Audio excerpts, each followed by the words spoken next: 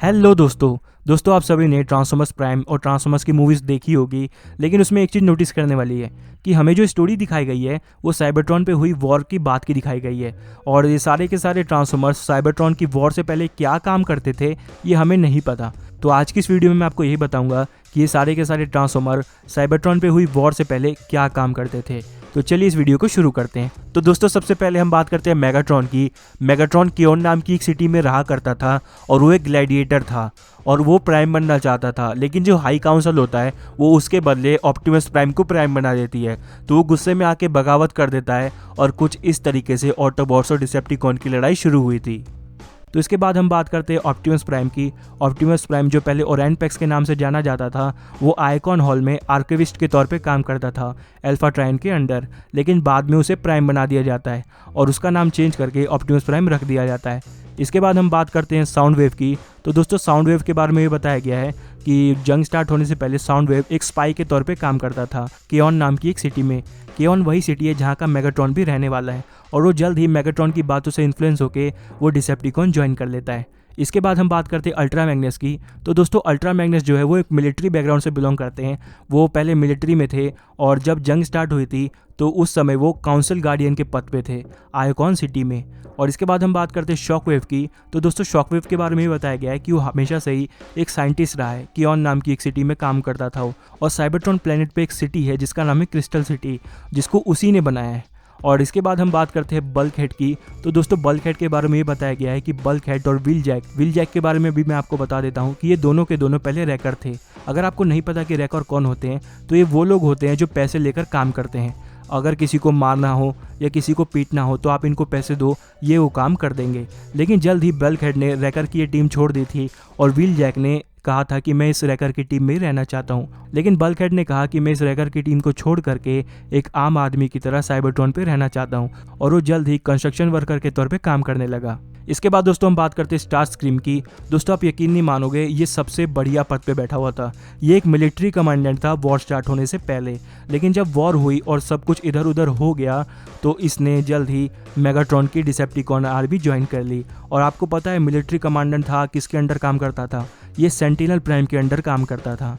इसके बाद हम बात करते हैं नॉकआउट की। तो दोस्तों जंग स्टार्ट होने से पहले नॉकआउट एक आम डॉक्टर था, एक सर्जन के तौर पे वो काम करता था।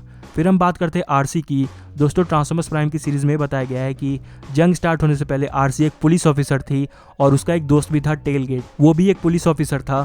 और इन दोनों को अरैक्नेड पकड़ लेती है और आरसी के सामने उसके दोस्त टेलगेट को मार देती है। और इसके बाद दोस्तों हम बात करते हैं ब्रेकडाउन की। तो ब्रेकडाउन भी पहले रैकर की टीम में ही था व्हील जैक और बल्कहेड के साथ।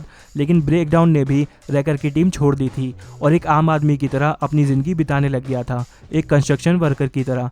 लेकिन जल्द ही ब्रेकडाउन मेगाट्रॉन की बातों से बहुत ज़्यादा इंस्पायर हो गया और उसने डिसेप्टिकॉन की टीम ज्वाइन कर ली। इसके बाद हम बात करते हैं रैचिट की। तो दोस्तों रैचिट का वही काम था जो वो जंग के बाद भी कर रहा था।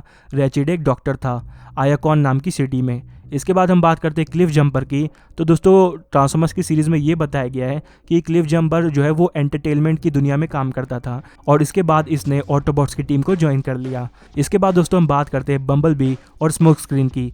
आपको जान के हैरानी होगी कि इन दोनों को वॉर के टाइम पे ही क्रिएट किया गया था। तो वॉर से पहले इनकी कोई एग्जिस्टेंस ही नहीं थी। और बिल्कुल इसी तरीके से डिसेप्टिकॉन्स की टीम में वहीकॉन नाम के आपने ट्रांसफॉर्मर देखे होंगे, इनको भी वॉर के टाइम पे ही क्रिएट किया गया था मेगाट्रॉन की सेवा करने के लिए और मेगाट्रॉन के ऑर्डर्स को फॉलो करने के लिए।